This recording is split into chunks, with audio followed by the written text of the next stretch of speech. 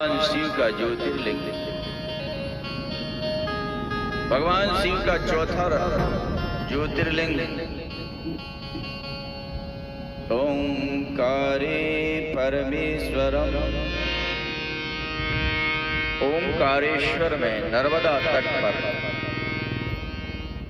यह भी मध्य प्रदेश के इंदौर के पास ओंकारेश्वर नर्मदा किनारे। इनकी उत्पत्ति कैसे हुई? एक बार नारद जी गोकर्ण तीर्थ में शिव की आराधना करके विंध्याचल पर्वत के पास पहुंचे। विंध्याचल ने नारद जी का पूजन किया। विंध्याचल को सर्वश्रेष्ठ होने का अहम था, अहंकार था।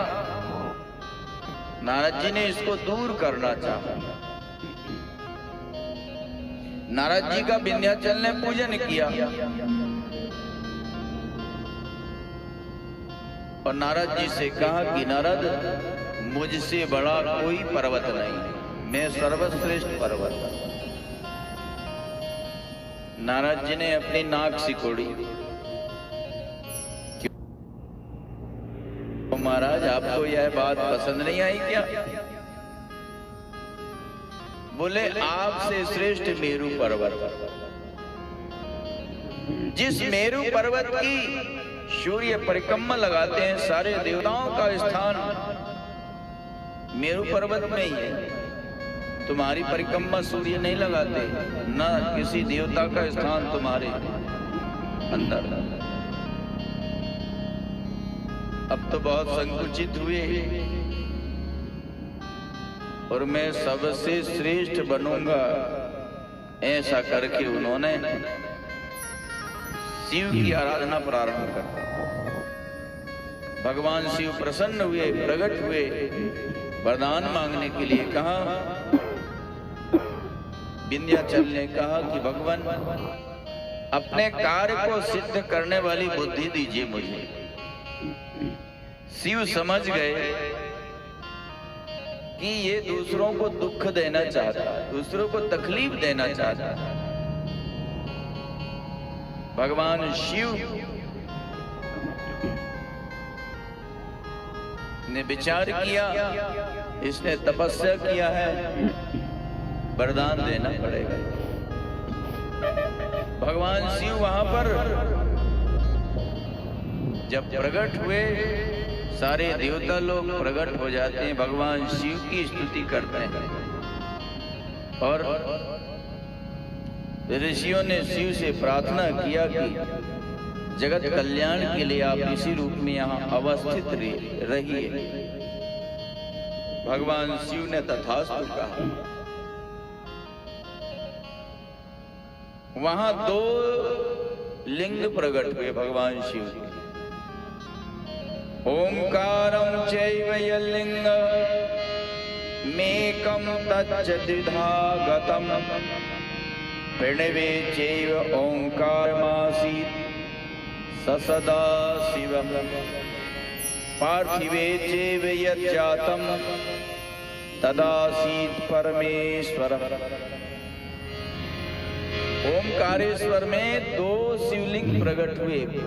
प्रणव से जो शिवलिंग प्रकट हुआ उसका ओंकारेश्वर नाम पड़ा, और पार्थिव से जो शिवलिंग प्रकट हुआ उसका परमेश्वर नाम पड़ा। आज भी आप वहां जाएंगे दर्शन करने के लिए तो दोनों शिवलिंगों का वहां पर हमको दर्शन होता। इस तरह से भगवान शिव ओंकार में, ओंकारेश्वर के रूप में, परमेश्वर के रूप में वहां पर चौथे ज्योतिर्लिंग के रूप में प्रकट। पांचवा ज्योतिर्लिंग शिव का केदारम हिमवत पृष्ठे, हिमालय में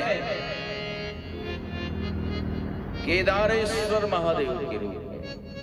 केदारेश्वर ये उत्तराखंड में रुद्रप्रयाग जिला में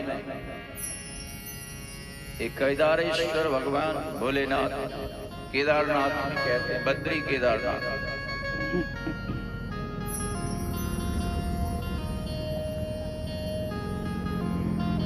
इनकी उत्पत्ति कैसे हुई?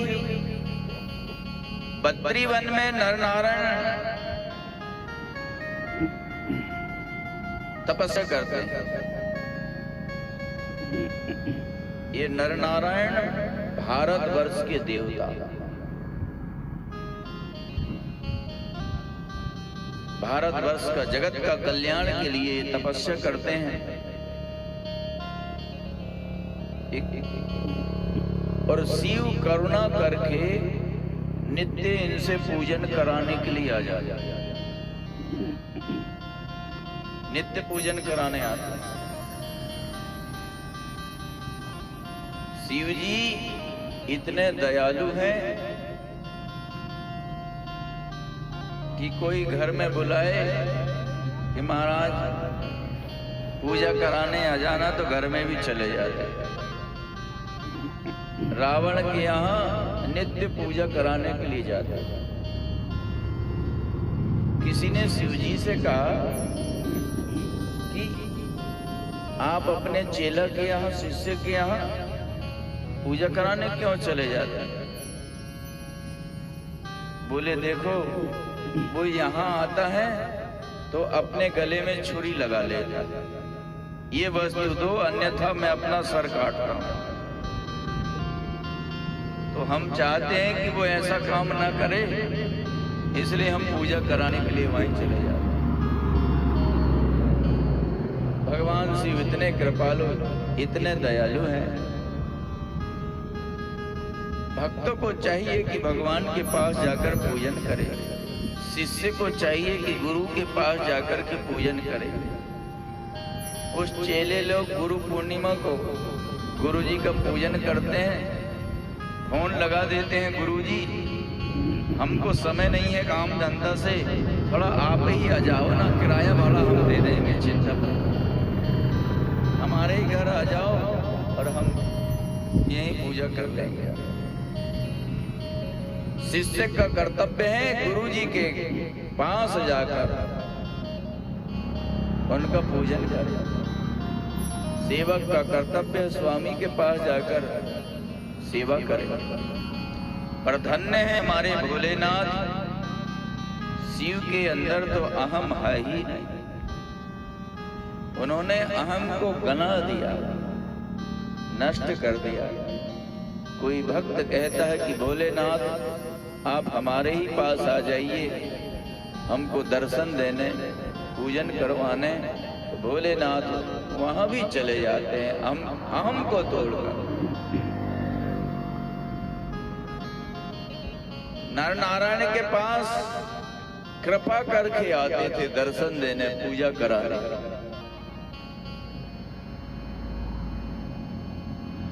एक वर्ष के बाद दोनों से शिव ने वरदान मांगने के लिए कहा। दोनों ने कहा कि प्रभु यदि आप प्रसन्न हैं तो अपने स्वरूप से यहाँ पूजा के लिए प्रकट हो जाइए, विराजमान होइए। भगवान शिव वहां हिम के लिंग रूप में केदारेश्वर नाम से विराजमान, बर्फ के शिवलिंग। आज भी वहां पर गुफा के अंदर बर्फ के शिवलिंग कुछ समय के लिए प्रकट होते हैं और फिर वो स्वरूप खत्म हो जाता है। तो जब तक उनका स्वरूप होता है बर्फ के शिवलिंग के रूप में, तब तक वहां का पट खुलता है और दर्शन करने के लिए हम लोग एक सीमित समय में जाते हैं, फिर जो है पट बंद हो जाता है, क्योंकि ज्यादा बर्फ गिरने लगती है, मार्ग अवरुद्ध हो जाते हैं, दर्शन होना मुश्किल हो जाता है। इसलिए एक सीमित समय के लिए दर्शन होते हैं और फिर पट बंद हो जाता है। आज भी भगवान शिव केदारेश्वर के रूप में हम लोगों को दर्शन देते हैं। भारतवर्ष की प्रजा को एक बार जरूर केदारनाथ भगवान के दर्शन करने के लिए जाना चाहिए। बद्रीनाथ विष्णु भगवान का एक धाम है 4 धामों में, इसलिए बद्रीनाथ जीवन में एक बार जरूर जाना चाहिए। और इस बार अपने राम की भागवत कथा बद्रीनाथ में होगी अधिक मास। इस वर्ष श्रावण में अधिक मास पड़ रहा है, जो बड़ा शिव की भक्ति के लिए, शिव के पूजन के लिए श्रावण मास ऐसे ही शिव आराधना के लिए श्रेष्ठ मास होता है। और उसमें अधिक मास हो जाए तो कहने क्या पुरुषोत्तम मास। जिन भक्तों को